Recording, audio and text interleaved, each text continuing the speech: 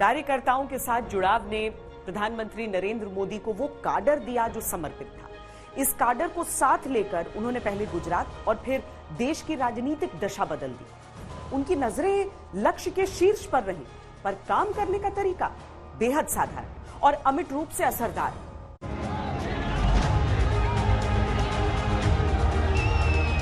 प्रधानमंत्री मोदी ने चुनाव जीतने की कला को विज्ञान में बदल दिया, जिसमें उनके अपने फॉर्मूले थे। गुजरात मैं बना अपना प्रैक्टिकल और अपनी ही थ्योरी। गुजरात उनका गुरु मंत्र एक ही था शुरू से, और वो अभी भी यही है। कभी भी आप उनके भाषणों में अभी भी सुन लो, एक ही है। पहले भी वही था, आज भी है। वो ये कहते थे कि जब तक बूथ पे कार्यकर्ता खड़ा नहीं होगा, जब तक हम चुनाव नहीं जीत सकते। छोटी छोटी इकाइयां गुजरात के अलावा दूसरे राज्यों में बीजेपी का मार्ग प्रशस्त कर रही थी और नरेंद्र मोदी इसे खूब समझ रहे थे। यही वजह थी कि जब गुजरात से दिल्ली की ओर उन्होंने कूच किया तो बूथ मैनेजमेंट से भी आगे की रणनीति तय की, और वो थी पन्ना प्रमुख की।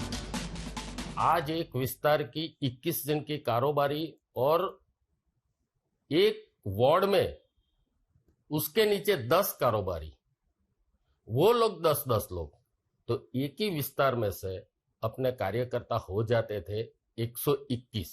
वो विजन पहले था। उसके बाद वो सब कंप्लीट कर दिया। बहुत सारे प्रवास, बहुत सारी मेहनत के बाद वो सब काम कंप्लीट कर दिया। तब भी उनको संतोष नहीं था कि ये अभी भी ये संख्या जुड़ी नहीं हुई है। तब दूसरा एक कार्यक्रम हुआ कि उसके नीचे हर एक विस्तार में वो हम नाम देते थे, जो वार्ड है उसका नाम देते थे प्रखंड। उसके नीचे जो 10 कारोबारी होती थी उसका नाम देते थे खंड, और उसके नीचे हर एक खंड के नीचे 5-5 कारोबारी और उसका नाम देते थे उपखंड। तो आज वो भारतीय जनता पार्टी में भी पन्ना प्रमुख के हिसाब से प्रचलित है। तो ये विजन तो उनका 84 से 86 में कंप्लीट किया। हर बूथ पर पन्ना प्रमुख और हर बूथ पर खुद नरेंद्र मोदी की नजर, इसने गुजरात में संगठन को मजबूती दी। बहुत कम लोग जानते होंगे कि मुख्यमंत्री रहते नरेंद्र मोदी खुद पन्ना प्रमुख की जिम्मेदारी उठाने से कभी पीछे नहीं हटे।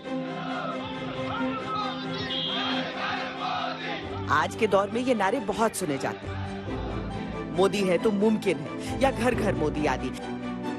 लेकिन बीजेपी की परिपाटी में कई ऐसे नारे भी हैं जिन्हें खुद नरेंद्र मोदी ने गढ़ा और बीजेपी को जोश से भर दिया।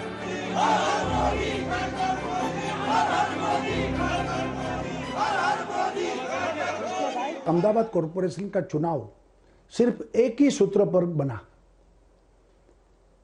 वो नरेंद्र भाई की इमेज थी कि जो हिंदू हित की बात करेगा वही देश पे राज करेगा।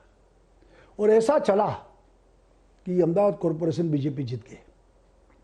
उम्मीदवार नहीं मिलते थे, लेकिन एक स्लोगन के कारण वो नरेंद्र भाई, और दूसरा नरेंद्र भाई का ये भी था कि मारू घर भाजपનું घर। आ बात पण गुजराती में कहते ना, और हिंदी में बोलते कि मेरा घर बीजेपी का घर। उन्होंने मुझे एक बार बुलाया, चुनाव नजदीक था, चुनाव आ रहा है, क्या सोचा है?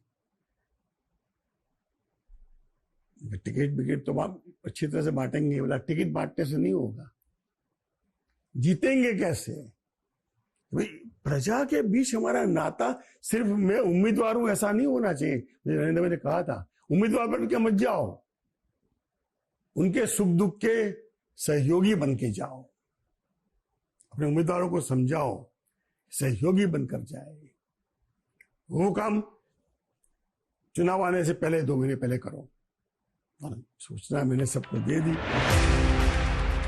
परिस्थितियों के अनुसार नरेंद्र मोदी नारे गढ़ते गए और वो राजनीति में विमर्श से अधिक विचार का मुद्दा बनते। लोगों ने तय कर लिया है, अब की बार